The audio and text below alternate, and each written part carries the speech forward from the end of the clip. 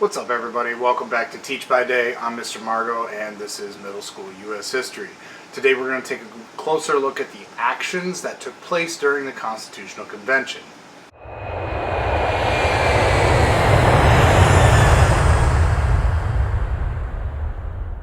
They have met in Philadelphia at the Pennsylvania State House on May 25th, 1787, where most members have finally arrived from at least 12 states. They decide that they need to do a couple of things. First, they need to choose a president of the convention. That actually ended up being pretty easy, but they also need to vote on rules in order to make the convention more orderly and working.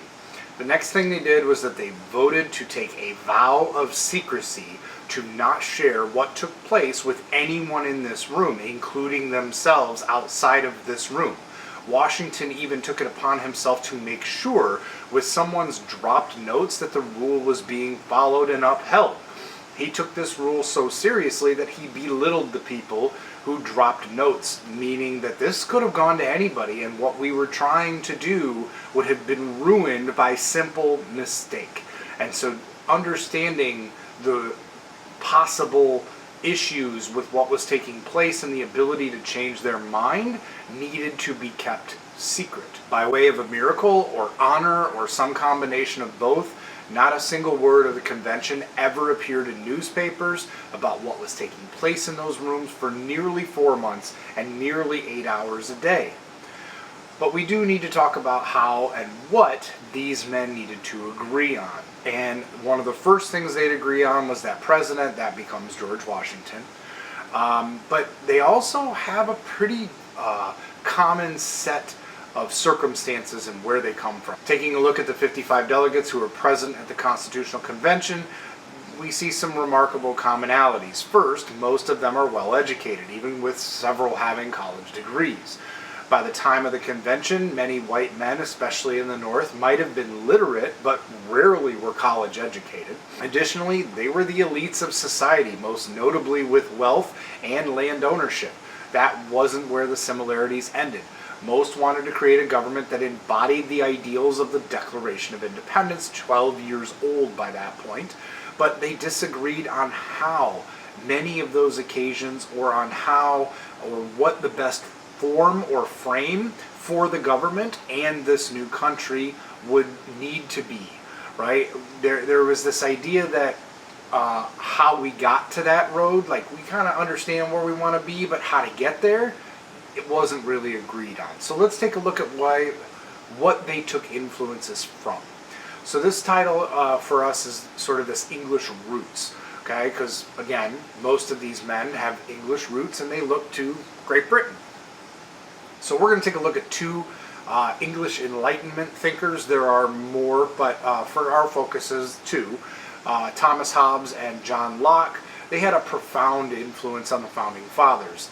In high school, you learn a little bit more about Thomas Hobbes and his ideas on the Leviathan. For this case, we're going to focus more on just John Locke.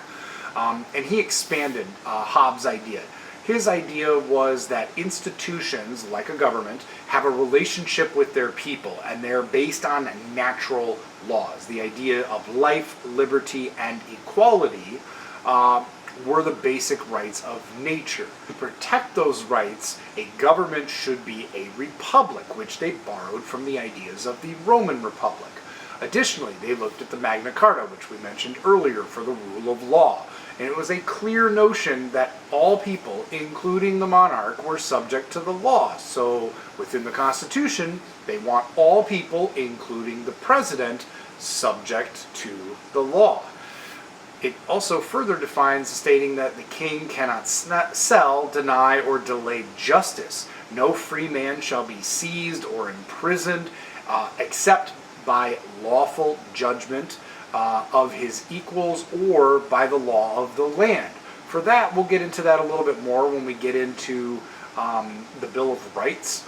But we also see that each state, beginning with Virginia and the House of Burgesses, they adopted written constitutions. In fact, the Virginia Constitution, even to this day, predates the national Constitution.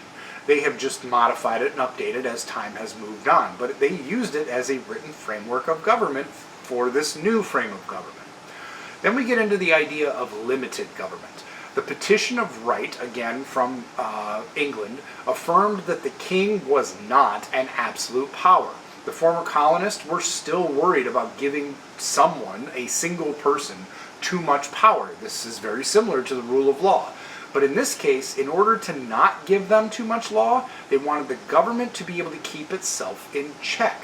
This idea of limited government is where we get the basis from a three-branch system of government and checks and balances. Again, we'll get into those later. And if you're in high school, we'll talk about that more on a different video. Those are our French Enlightenment thinkers like Baron de Montesquieu.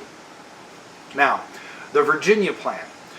This is one of the first things proposed. Written most likely by James Madison, proposed by another Virginia delegate who was more senior than Madison, but it outlined a three-branch system of government with a bicameral, meaning two-house, legislature. For months they debated this proposal.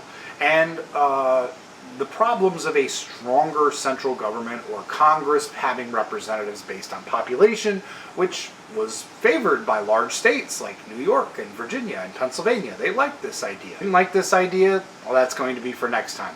Make sure you hit the like and subscribe so you can follow and see who did not like these ideas and what they did and how that ended up getting the convention to a completely different situation, to the point where people were ready to walk away and give up on the American experiment. As always, thanks for watching.